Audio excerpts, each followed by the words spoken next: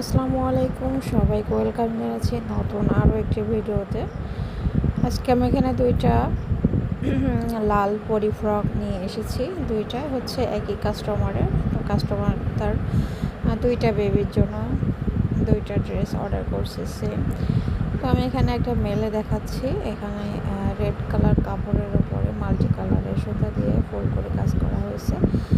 দেন less ওয়ার্কও করা হয়েছে সাদা দিয়ে। অসম্ভব সুন্দর এই ড্রেসগুলো আপনারা কিন্তু যে কোনো বয়সের বাচ্চার জন্য পেয়ে যাবেন।